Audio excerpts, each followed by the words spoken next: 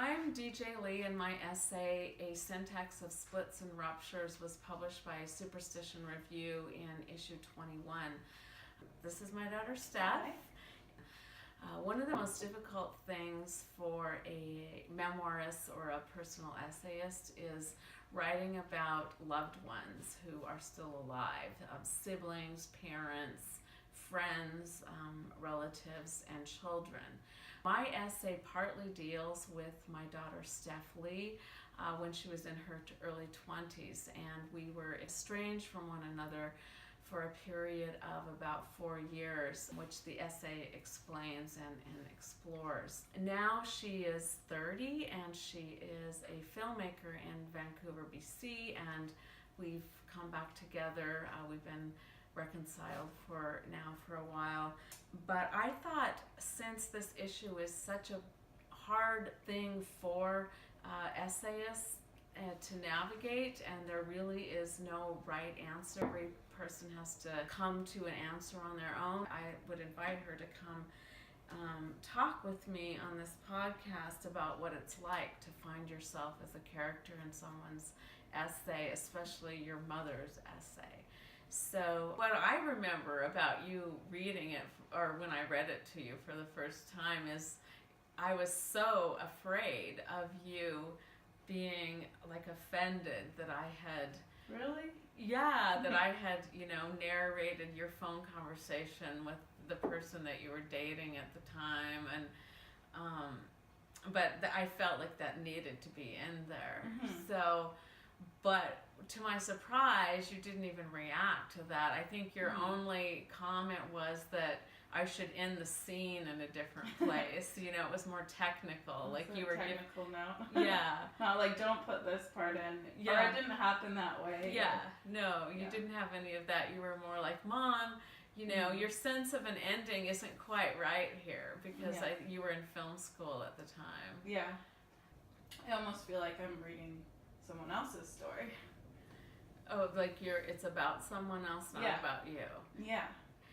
Did the events that I chronicled feel accurate to you? Oh, they're accurate. That's not, the memory of them is accurate. It's that when I'm reading the essay, I obviously remembered these things, and it makes me feel a little sad, but at the same time I feel removed from it, because I know that I'm reading a piece of writing that has been edited, that's been through many forms, that's been a form of therapy as well. And so I feel, maybe it's because that I also write, but I don't feel that that's me that's on the page. I feel that it's it's another form of me. Mm-hmm. And it's interesting too, because I think that if I were to write that story, I might write it differently.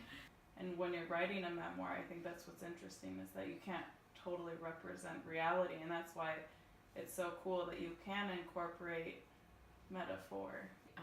When you were gone for those 4 years, I wrote about you a lot, probably at least once a day. It was more like journal writing. It wasn't something that I would ever even thought of making public. It was more for me to process my feelings and try to understand what was happening, and there was a lot of grief involved, and regret and guilt, but... So you're just letting it out. Mm-hmm.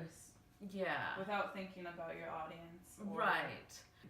But then when you came back and we reconciled, rather than not wanting to write about it anymore, I actually had a stronger desire to write about it in a more public way. And part of that might have been because during that period you were gone, I made contact with other people who had experienced the loss of loved ones. And I realized that there were a lot of people out there who were suffering, whether that person had actually passed away or whether they were just gone from the person's life.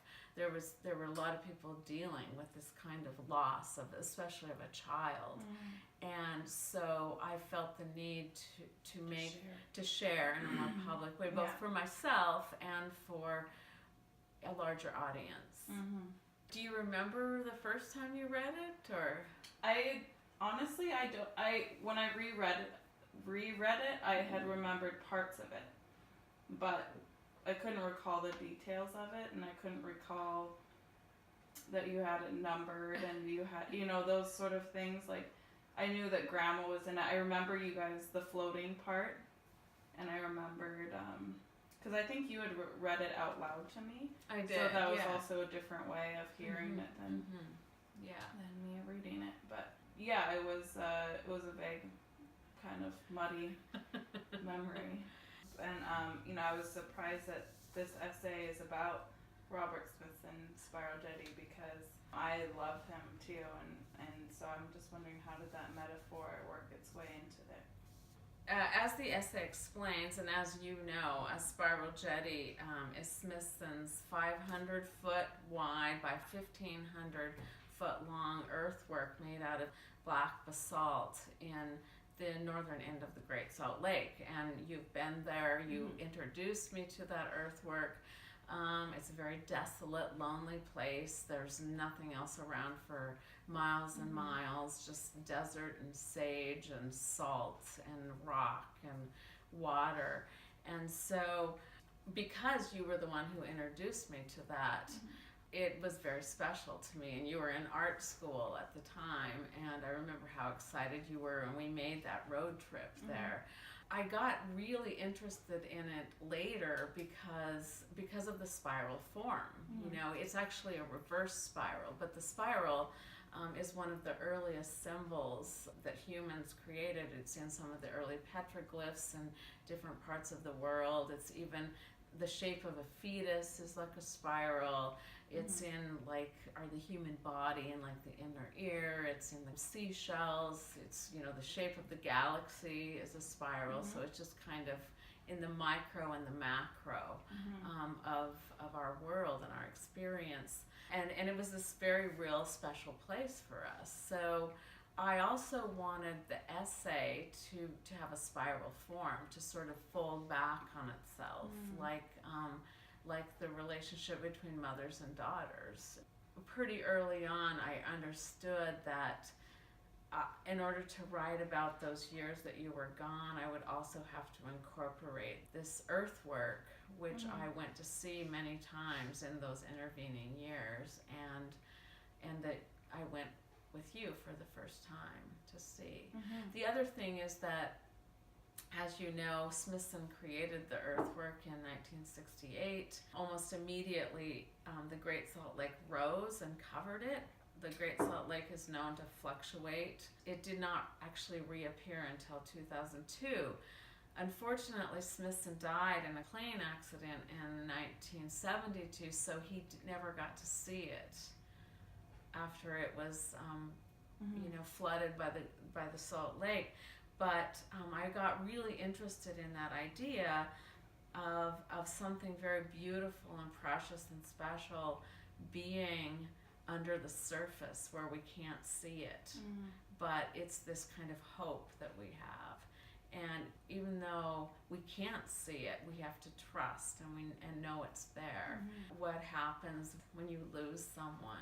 You have to keep alive that thing that's maybe buried or submerged or covered. I think that metaphor worked really well in your essay. I also was wondering why and how you came to numbering all of your parts on all of your sections, and because when I was reading it, I felt that it really helped, because you have so many moving parts, making it more of a whole, instead of, if it wasn't numbered, if you just moved from thing to thing, would have been a little more muddy, so to say, right? Yeah, but, right. But it kind of, it felt like you said, like split, but also as one, and I really like the way that you did that. So I'm wondering, how did you come to that idea? I had like this draft that was pretty long, much longer than the 2,000 words or whatever is in the Superstition Review, and I cut the essay or the writing up into these little scraps of paper, little paragraphs. I had this whole table filled. it was on here for months, actually. I was moving stuff around and almost like putting a puzzle together. I did think of just using line breaks when I finally got the order pretty much the way I wanted it. But I liked the idea of numbering because I've also been really interested in the idea of the fragment, and it is about a fractured relationship. It is about ruptures in people's lives, and that line is a line from Robert Smithson, who said that he was very interested in creating the spiral jetty because he was interested in the earth as this syntax of splits and ruptures. There are a number of people like Maggie Nelson, for example, who write sort of in fragments and number their fragments. And the essay doesn't necessarily move chronologically. It moves back and forth in time. But the numbers give it a kind of clockwork order. So I went with the numbers. Yeah. So there's also another person in the story that you've written about in our family, which is Grandma, which is your mom. So I was just wondering, is it different, having your daughter read a story that you've written about her versus having your mom read a story that you've written about her? And what was the difference? Something that someone said to me in MFA school, one of my teachers, was that you can write about family, you can write about your parents and your siblings and your relatives, but when you write about your children, you have to be very careful. Especially as a mother, we have this protective instinct, and so I wanted to write about my mother. Obviously, I needed to write about her because it fit the spiral form of the essay of going out and returning, because the very first trip I made to Spiral Jetty was with you. The last trip I made was with her and me. And so that kind of doubling where mother and daughter, daughter, granddaughter, yeah. So that immediately I knew that my mother had to be a part of it. But my mother and I have also had, like all mothers and daughters, have had some headbutting, and so that also had to be part of it. And so, yeah, I was a little nervous about having her read that, but that was the honesty of our relationship. So what advice would you give to writers or filmmakers who want to write about family, sensitive topics that involve family? Well, I think that if you're not able to explicitly do it and you're afraid of hurting someone, that it's always a good idea to mask it with fiction.